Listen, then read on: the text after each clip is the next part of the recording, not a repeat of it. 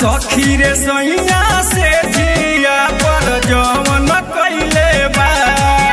अरे सखी रे सैया से जिया पर जवन कइले बा।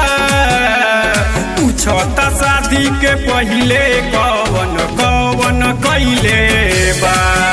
अरे पूछता शादी के पहिले कवन कवन कइले बा।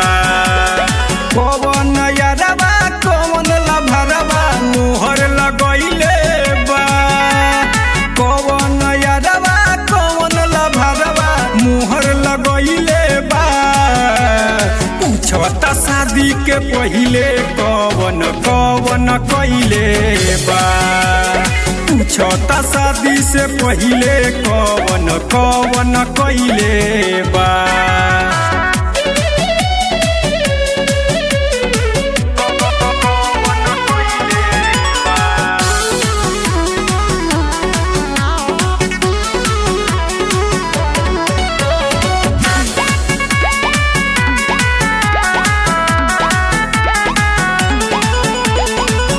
से जिया पर बैठल बावे हवन धरा के।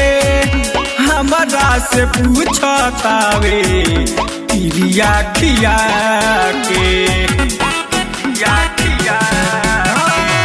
से जिया पर बैठल बावे हवन धरा के। हमरा से पूछतावे पिरिया खिया के। न जाने अमाई हो गे कर संगत धइले बा। अरे न जाने अमाई हो गे कर संगत धइले बा।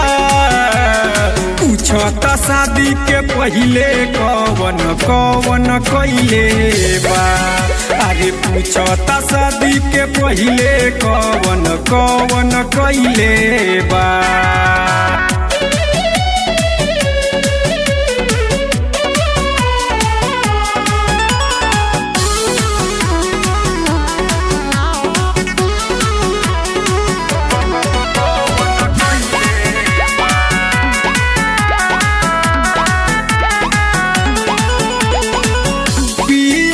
जितेंद्र पूछे खोर खोर बतिया।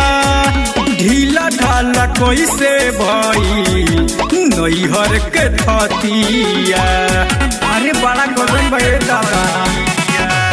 पियावा जितेंद्र पूछे खोर खोर बतिया। ढीला ढाला कैसे भई नैहर के थतिया। रामपर बेस पर सकू करेला नजर गड़इले बा। रामपर बेस पर सकू करेला नजर गड़इले बा। पूछता शादी के पहिले कवन कवन कइले बा। अरे पूछता शादी के पहिले कवन कवन कइले बा।